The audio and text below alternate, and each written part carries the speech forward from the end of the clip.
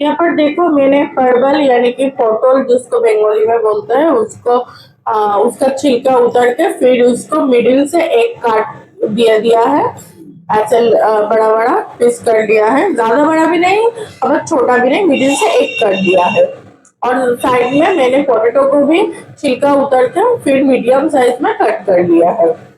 अब इन दोनों को मैंने अच्छी तरह से धो लिया है, धोकर फिर फ्रेश कर लिया है। यहाँ पर देखो सोया बड़ी जो होता है उसको पहले अच्छी तरह से धो लिया है, फिर उसको बॉईल करके साइड में मैंने रख दिया है।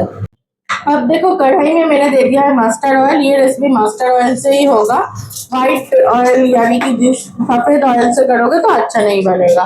मस्टर्ड ऑयल यहाँ पर मैंने 2 टीस्पून दिया है बड़े स्पून के हिसाब से। फिर उसमें मैंने दे दिया है जीरा, होल जीरा। होल जीरा मैंने 1 टीस्पून दिया है इधर। अब इन दोनों को मैं ऑयल में दे दिया है, थोड़ा ब्राउन कलर होने तक वेट करेंगे। देन अब मैं इसके ऊपर में दे दूंगी परवल और पोटैटो को। परवल और आलू को एक साथ मिक्स करके इन्हें थोड़ा फ्राई कर लेंगे। बहुत ज्यादा फ्राई करने की जरूरत नहीं है, लेकिन थोड़ा फ्राई करना जरूरी है, नहीं तो परवल में जो मॉइस्चर होता है वो सूखेगा नहीं। अब इस टाइम मैं इसमें ऐड करूंगी नमक यानी कि सॉल्ट। यहाँ पर मैंने मीडियम स्पून के हिसाब से 1 टीस्पून नमक दिया है। अब मैं दूंगी हल्दी। नमक को थोड़ा मैं मिक्स कर रही हूँ। अब हल्दी देना पड़ेगा, हल्दी यानी कि टर्मरिक पाउडर। हल्दी मैंने यहाँ पर 1 टीस्पून दिया है। और अब नमक और हल्दी के साथ परवल और पोटैटो को अच्छे तरह से मिक्स कर लेना होगा। फिर गैस ऑलवेज इस टाइम हाई फ्लेम में रहेगा, क्योंकि ये थोड़ा फ्राई होगा इसलिए।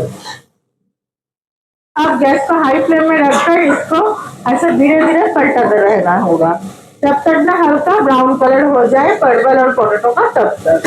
देखो परवल और पोटैटो फ्राई हो गया है, देन हल्का ब्राउन कलर आ गया है। अब मैंने इसको कढ़ाई से उतार लिया है। अब कढ़ाई में मैंने दे दिया है फिर से 2 टीस्पून मस्टर्ड ऑयल। ये मास्टर ऑयल से ये रेसिपी होगा, इसलिए इस रेसिपी में मास्टर ऑयल ही देना पड़ेगा।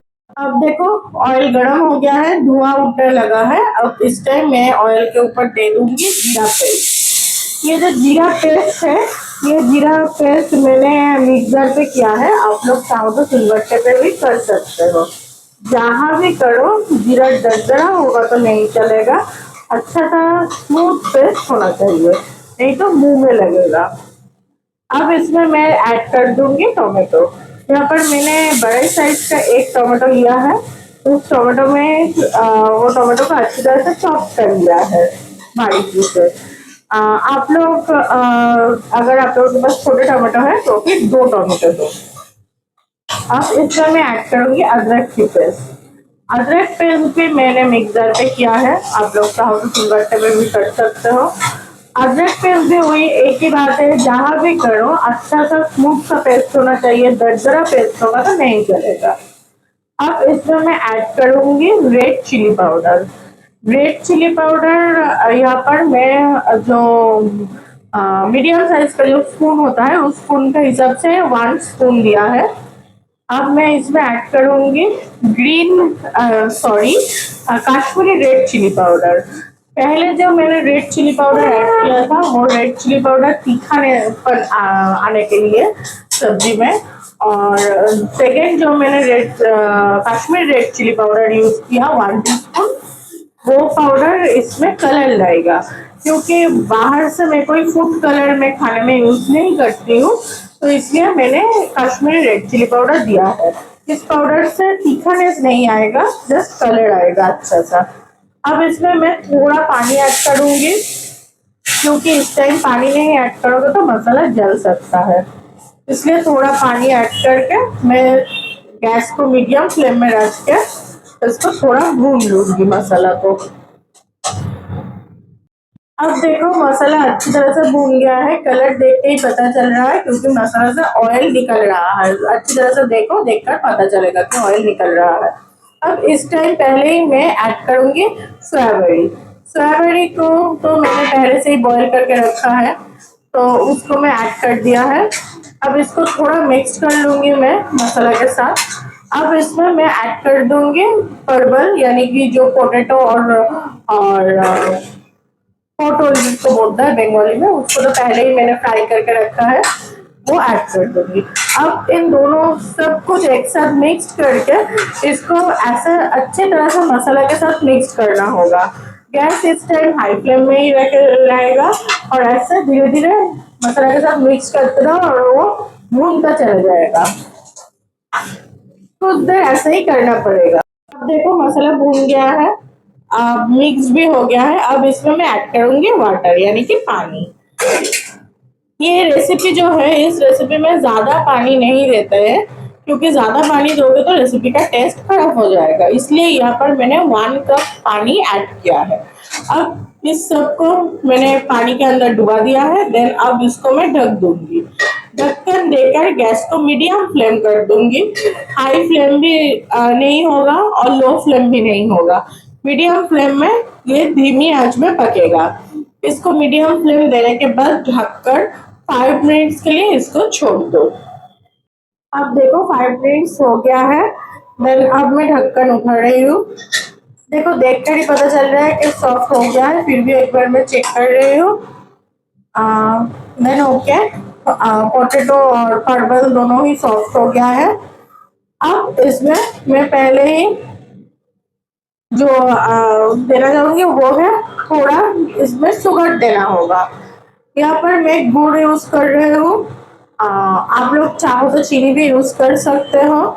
जो भी यूज करो 1 टीस्पून यूज करो, ज्यादा देने की जरूरत नहीं है क्योंकि थोड़ा गुड़ या चीनी जो भी दोगे शुगर, वो क्या होगा जो तीखापन है उसके साथ उसका एक अच्छा सा मिक्सचर होगा, तो फिर टेस्ट का जो बैलेंस है वो अच्छा रहेगा।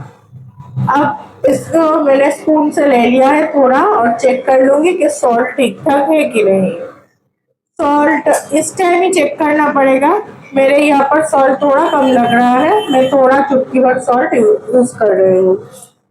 आप लोग भी ऐसे इस टाइम ही चेक कर लो कि सॉल्ट ठीक ठाक है कि नहीं। अगर सॉल्ट थोड़ा कम लग रहा है तो इस टाइम में सॉल्ट को ऐड करो। बाद में ऐड करोगे तो सॉल्ट का जो मिक्सचर है वो ठीक तरह से नहीं होगा। अब इसमें मैं दे दूंगी गरम मसाला। यहाँ पर मैं पैकेट का गरम मसाला यूज कर रही हूँ। आप लोग चाहो तो घर में बनाए हुए जो गरम मसाला है वो भी यूज कर सकते हो। जो भी यूज करो 1 टीस्पून ही करो, ज्यादा गरम मसाला यूज करोगे तो थोड़ा खट्टा हो सकता है, तो इसलिए गरम मसाला ज्यादा यूज करने की जरूरत नहीं है, जस्ट 1 टीस्पून यूज करो। अब मैं इसमें दे दूंगी घी। घी जो है ये घी अच्छा क्वालिटी का घी होना चाहिए, नहीं तो घी का जो अच्छा स्मेल है वो अच्छी तरह से नहीं आएगा।